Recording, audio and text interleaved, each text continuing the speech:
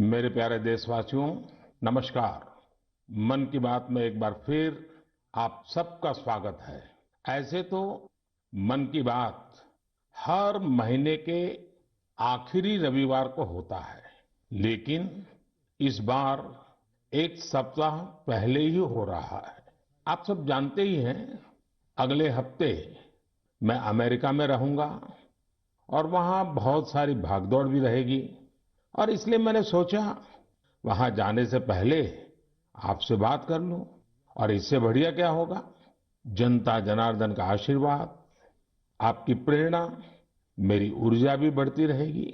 साथियों, बहुत से लोग कहते हैं कि प्रधानमंत्री के तौर पर मैंने ये अच्छा काम किया, वो बड़ा काम किया। मन की बात के कितने ही श्रोता अपनी चिट्ठियों में बहुत सारी प्रशंसा करते हैं। कोई कहता है ये किया, कोई कहता है वो किया, ये अच्छा किया, ये ज्यादा अच्छा किया, ये बढ़िया किया। लेकिन मैं जब भारत के सामान्य मानवी के प्रयास, उनकी मेहनत, उनकी इच्छा शक्ति को देखता हूं तो खुद अपने आप अभिभूत हो जाता हूं। बड़े से बड़ा लक्ष्य हो, कठिन से कठिन चुनौती हो, भारत के लोगों का सामूहिक बल, सामूहिक शक्ति हर चुनौती का हल निकाल देता है। अभी हमने 2-3 दिन पहले देखा कि देश के पश्चिमी छोर पर कितना बड़ा साइक्लोन आया। तेज चलने वाली हवाएं, तेज बारिश, साइक्लोन बिपरजॉय ने कच्छ में कितना कुछ तहस नहस कर दिया। लेकिन कच्छ के लोगों ने जिस हिम्मत और तैयारी के साथ इतने खतरनाक साइक्लोन का मुकाबला किया, वो भी उतना ही अभूतपूर्व है। 2 दिन बाद ही कच्छ के लोग अपना नया वर्ष यानी आषाढ़ी बीज भी मनाने जा रहे हैं। ये भी संयोग है कि आषाढ़ी बीज कच्छ में वर्षा की शुरुआत का प्रतीक माना जाता है। मैं इतने साल कच्छ आता जाता रहा हूं, वहां के लोगों की सेवा करने का मुझे सौभाग्य भी मिला है। और इसके लिए कच्छ के लोगों का हौसला और उनकी जिजीविषा के बारे में मैं अच्छी तरह जानता हूं। 2 दशक पहले के विनाशकारी भूकंप के बाद जिस कच्छ के बारे में कहा जाता था वो कभी उठ नहीं पाएगा, आज वही जिला देश के तेजी से विकसित होते जिलों में से एक है। मुझे विश्वास है साइक्लोन बिपरजॉय ने जो तबाही मचाई है, उससे भी कच्छ के लोग बहुत तेजी से उभर जाएंगे। साथियों, प्राकृतिक आपदाओं पर किसी का जोर नहीं होता, लेकिन बीते वर्षों में भारत ने आपदा प्रबंधन की जो ताकत विकसित की है, वो आज एक उदाहरण बन रही है। प्राकृतिक आपदाओं से मुकाबला करने का एक बड़ा तरीका है प्रकृति का संरक्षण। आजकल मानसून के समय में तो इस दिशा में हमारी जिम्मेदारी और भी बढ़ जाती है।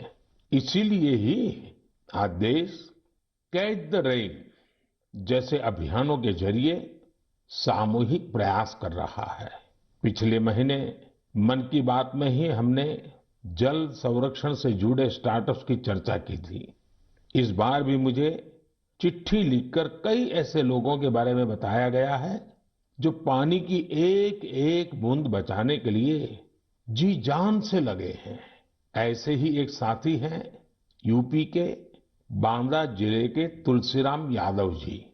तुलसीराम यादव जी लुकतरा ग्राम पंचायत के प्रधान है। आप भी जानते हैं कि बांदा और बुंदेलखंड क्षेत्र में पानी को लेकर कितनी कठिनाइयां रही है। इस चुनौती से पार पाने के लिए तुलसीराम जी ने गांव के लोगों को साथ लेकर इलाके में 40 से ज्यादा तालाब बनवाए हैं। तुलसीराम जी ने अपनी मुहिम का आधार बनाया है खेत का पानी खेत में, गांव का पानी गांव में। आज उनकी मेहनत का ही नतीजा है कि उनके गांव में भूजल स्तर सुधर रहा है।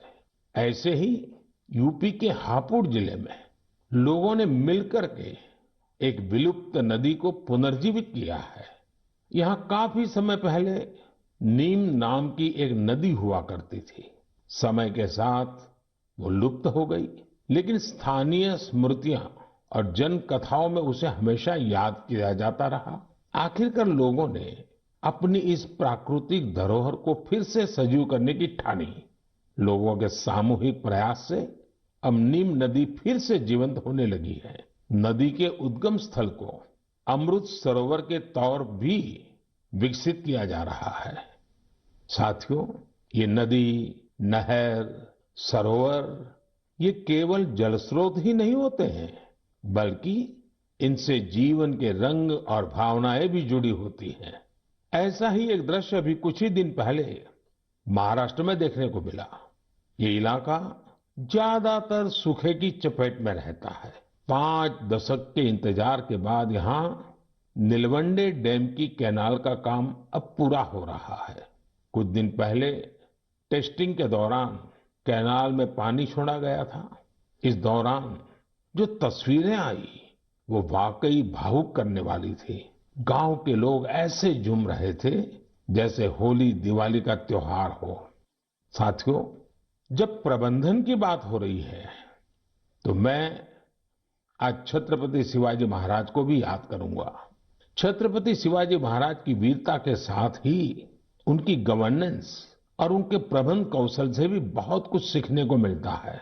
विशेषकर जल प्रबंधन और नौसेना को लेकर छत्रपति शिवाजी महाराज ने जो कार्य किए वो आज भी भारतीय इतिहास का गौरव बढ़ाते हैं। उनके बनाए जल दुर्ग इतनी शताब्दियों बाद भी समंदर के बीच में आज भी शान से खड़े हैं। इस महीने की शुरुआत में ही छत्रपति शिवाजी महाराज के राज्याभिषेक के 350 वर्ष पूरे हुए हैं। इस अवसर को एक बड़े पर्व के रूप में मनाया जा रहा है। इस दौरान महाराष्ट्र के रायगढ़ किले में इससे जुड़े भव्य कार्यक्रमों का आयोजन किया गया। मुझे याद है, कई वर्ष पहले 2014 में मुझे रायगढ़ जाने, उस पवित्र भूमि को नमन करने का सौभाग्य मिला था। ये हम सबका कर्तव्य है कि उस अवसर पर हम छत्रपति शिवाजी महाराज के प्रबंध कौशल को जानें, उनसे सीखें। इससे हमारे भीतर हमारी विरासत पर गर्व का बोध भी जगेगा और भविष्य के लिए कर्तव्यों की प्रेरणा भी मिलेगी। मेरे प्यारे देशवासियों, आपने रामायण की उस नन्ही गिलहरी के बारे में जरूर सुना होगा जो राम सेतु बनाने में मदद करने के लिए आगे आई थी। कहने का मतलब ये कि जब नीयत साफ हो, प्रयासों में ईमानदारी हो, तो फिर कोई भी लक्ष्य कठिन नहीं रहता। भारत भी आज इसी नेक नियत से एक बहुत बड़ी चुनौती का मुकाबला कर रहा है। ये चुनौती है टीबी की, जिसे क्षय रोग भी कहा जाता है। भारत ने संकल्प किया है 2025 तक टीबी मुक्त भारत बनाने का। लक्ष्य बहुत बड़ा जरूर है।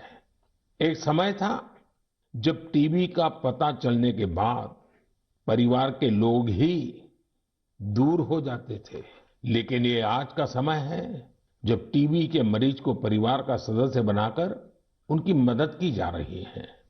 इस क्षय रोग को जड़ से समाप्त करने के लिए निक्षय मित्रों ने मोर्चा संभाल लिया है।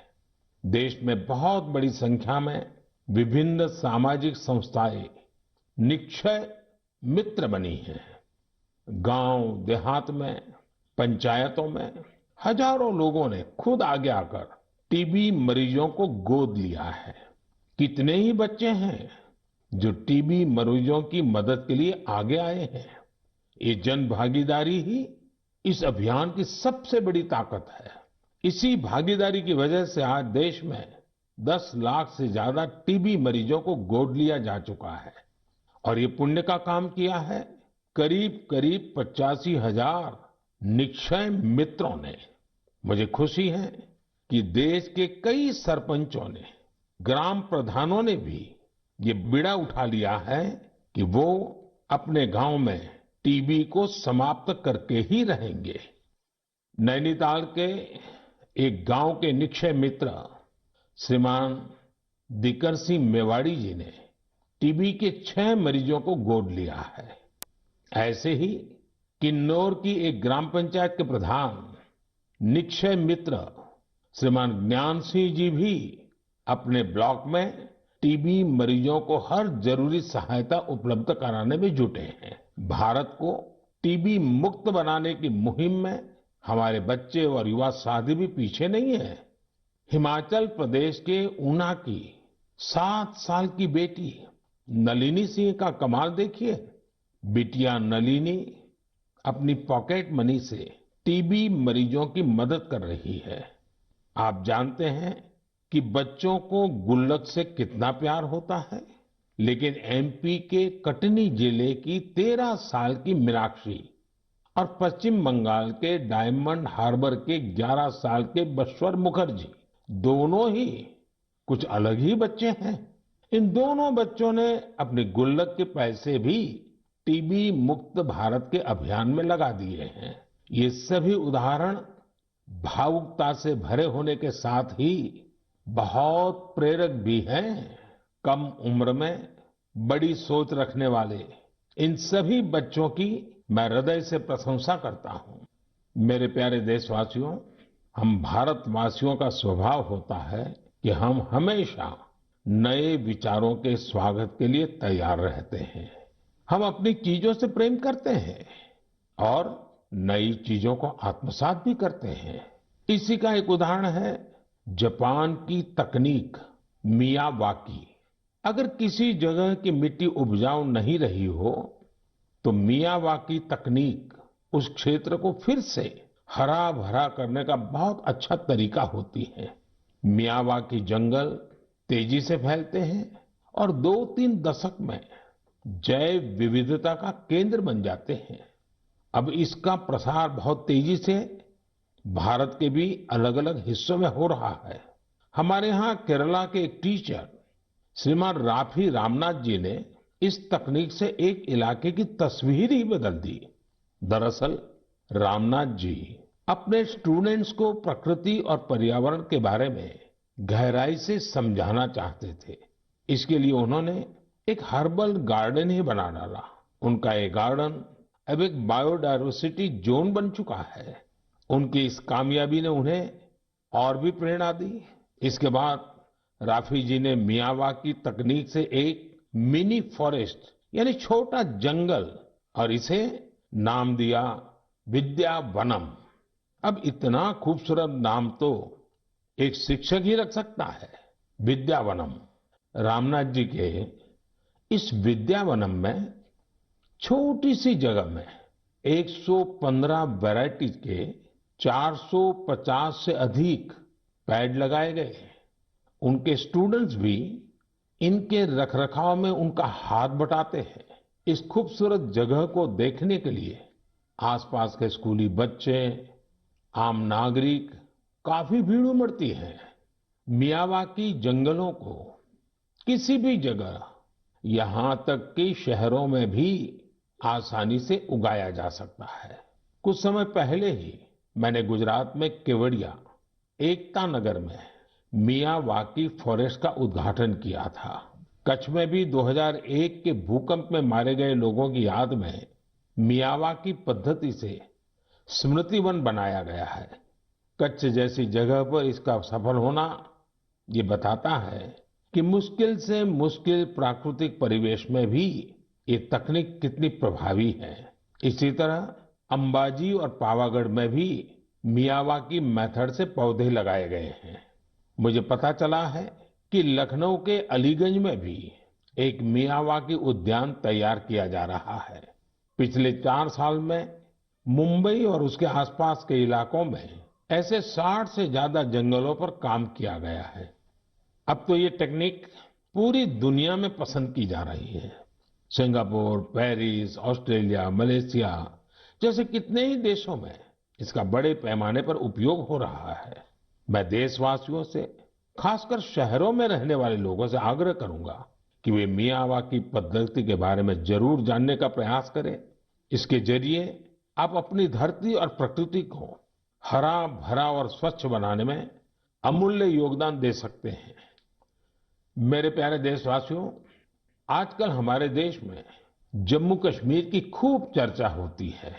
कभी बढ़ते पर्यटन के कारण, तो कभी G20 के शानदार आयोजनों के कारण। कुछ समय पहले मैंने मन की बात में आपको बताया था कि कैसे कश्मीर के नादरू देश के बाहर भी पसंद किए जा रहे हैं। अब जम्मू कश्मीर के बारामूला जिले के लोगों ने एक कमाल कर दिखाया है। बारामूला में खेतीबाड़ी तो काफी समय से होती है, लेकिन यहाँ दूध की कमी रहती थी। बारामूला के लोगों ने इस चुनौती को एक अवसर के रूप में लिया। यहाँ बड़ी संख्या में लोगों ने डेयरी का काम शुरू किया। इस काम में सबसे आगे यहाँ की महिलाएं आई। जैसे कि एक बहन है इशरत नबी। इशरत एक ग्रेजुएट है और इन्होंने मीर सिस्टर्स डेयरी फार्म शुरू किया है। उनके डेयरी फार्म से हर दिन करीब 150 लीटर दूध की बिक्री हो रही है। ऐसे ही सोपोर के एक साथी हैं वसीम अनायत। वसीम के पास 2 दर्जन से ज्यादा पशु हैं और वो हर दिन 200 लीटर से ज्यादा दूध बेचते हैं। एक और युवा आबिद हुसैन भी डेयरी का काम कर रहे हैं। इनका काम भी खूब आगे बढ़ रहा है। ऐसे लोगों की मेहनत की वजह से ही आज बारामूला में हर रोज 5.5 लाख लीटर दूध उत्पादन हो रहा है। पूरा बारामूला एक नई श्वेत क्रांति की पहचान बन रहा है। पिछले 2.5-3 वर्षों में यहाँ 500 से ज्यादा डेयरी यूनिट्स लगी हैं। बारामूला की डेयरी इंडस्ट्री इस बात की गवाह है कि हमारे देश का हर हिस्सा कितनी संभावनाओं से भरा हुआ है। किसी क्षेत्र के लोगों की सामूहिक इच्छा शक्ति कोई भी लक्ष्य प्राप्त करके दिखा सकती है। मेरे प्यारे देशवासियों, इसी महीने खेल जगत से भारत के लिए कई बड़ी खुशखबरियां आई हैं।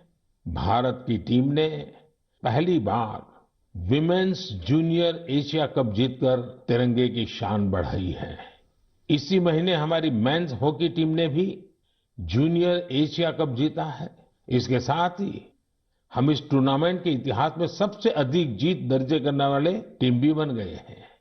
जूनियर शूटिंग वर्ल्ड कप, उसमें भी हमारी जूनियर टीम ने भी कमाल कर दिया। भारतीय टीम ने इस टूर्नामेंट में पहला स्थान हासिल किया है। इस टूर्नामेंट में कुल जितने गोल्ड मेडल्स थे, उसमें से 20% अकेले भारत के खाते में आए हैं। इसी जून में एशियन अंडर 20 एथलेटिक चैंपियनशिप भी हुई। इसमें भारत पदक तालिका में 45 देशों में टॉप 3 में रहा। साथियों, पहले एक समय होता था जब हमें अंतर्राष्ट्रीय आयोजनों के बारे में पता तो चलता था, लेकिन उसमें अक्सर भारत का कहीं कोई नाम नहीं होता था। लेकिन आज मैं केवल पिछले कुछ सप्ताह की सफलताओं का जिक्र कर रहा हूं, तो भी लिस्ट इतनी लंबी हो जाती है। यही हमारे युवाओं की असली ताकत है। ऐसे कितने ही खेल और प्रतियोगिताएं हैं जहां आज भारत पहली बार अपनी मौजूदगी दर्ज करवा रहा है। जैसे कि लॉन्ग जंप में श्री शंकर मुरली ने पेरिस डायमंड लीग जैसे प्रतिष्ठित आयोजन में देश को ब्रॉन्ज दिलाया है। ये इस प्रतियोगिता में भारत का पहला मेडल है। ऐसे ही एक सफलता हमारी अंडर 70 वुमेन रेसलिंग टीम ने किर्गिस्तान में भी दर्ज की है।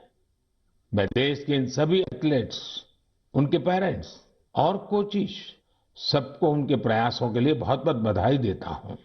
साथियों, इंटरनेशनल आयोजनों में देश की सफलता के पीछे राष्ट्रीय स्तर पर हमारे खिलाड़ियों की कड़ी मेहनत होती है।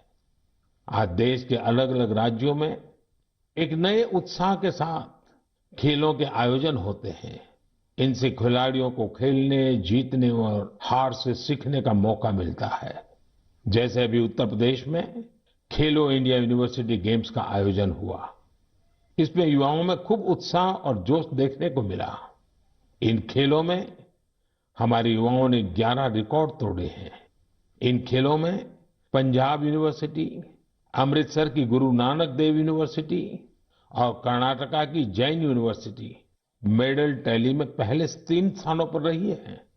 साथियों, ऐसे टूर्नामेंट्स का एक बड़ा पहलू यह भी होता है कि इनसे युवा खिलाड़ियों की कई इंस्पायरिंग स्टोरीज भी सामने आती हैं। खेलो इंडिया यूनिवर्सिटी गेम्स में रोविंग स्पर्धा में असम की कॉटन यूनिवर्सिटी के अन्यतम राजकुमार ऐसे पहले दिव्यांग खिलाड़ी बने जिन्होंने इसमें हिस्सा लिया। बरकतुल्ला यूनिवर्सिटी की निधि पवैया घुटने में गंभीर चोट के बावजूद शॉटपुट में गोल्ड मेडल जीतने में कामयाब रही।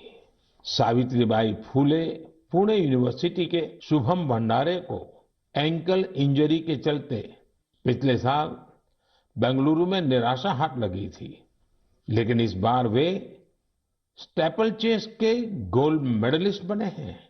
बर्दवान यूनिवर्सिटी की सरस्वती कुंडू अपनी कबड्डी टीम की कैप्टन है। वे कई मुश्किलों को पार कर यहां तक पहुंची है।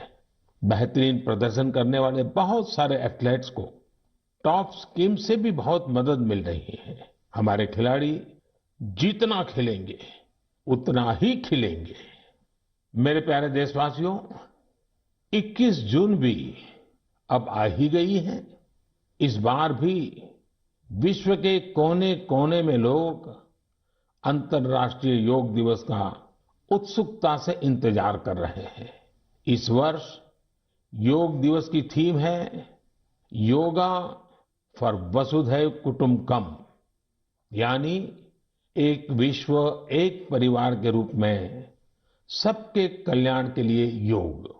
यह योग की उस भावना को व्यक्त करता है जो सबको जोड़ने वाली और साथ लेकर चलने वाली है।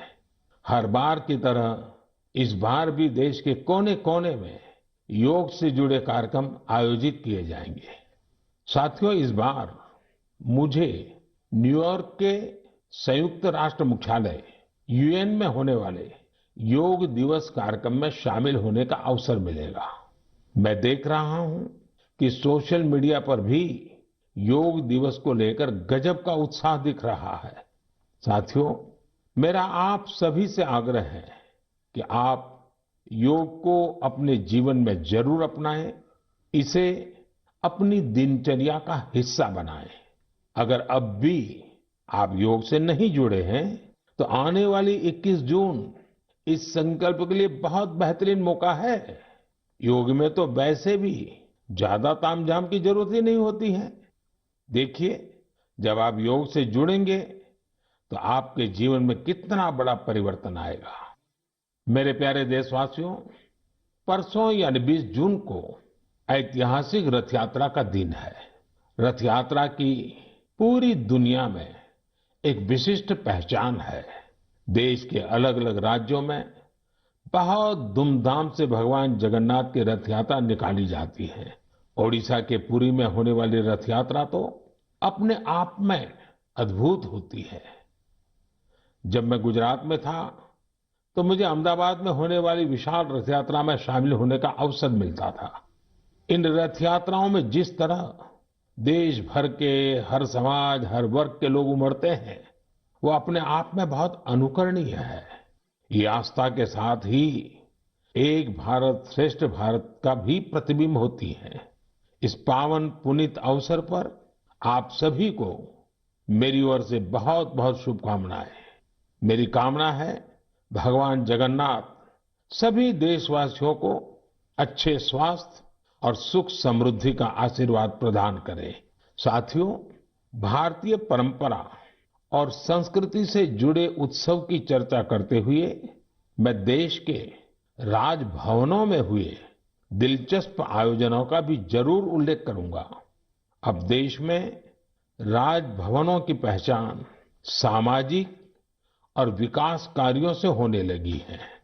आज हमारे राजभवन टीबी मुक्त भारत अभियान के, प्राकृतिक खेती से जुड़े अभियान के ध्वजवाहक बन रहे हैं। बीते समय में गुजरात हो, गोवा हो, तेलंगाना हो, महाराष्ट्र हो, सिक्किम हो, इनके स्थापना दिवस को अलग अलग राजभवनों ने जिस उत्साह के साथ सेलिब्रेट किया, वो अपने आप में एक मिसाल है। ये एक बेहतरीन पहल है जो एक भारत श्रेष्ठ भारत की भावना को सशक्त बनाती है। साथियों, भारत लोकतंत्र की जननी है, मदर ऑफ डेमोक्रेसी है। हम अपने लोकतांत्रिक आदर्शों को सर्वोपरि मानते हैं, अपने संविधान को सर्वोपरि मानते हैं। इसलिए हम 25 जून को भी कभी भुला नहीं सकते। यह वही दिन है जब हमारे देश पर इमरजेंसी थोपी गई थी। यह भारत के इतिहास का काला दौर था। लाखों लोगों ने इमरजेंसी का पूरी ताकत से विरोध किया था।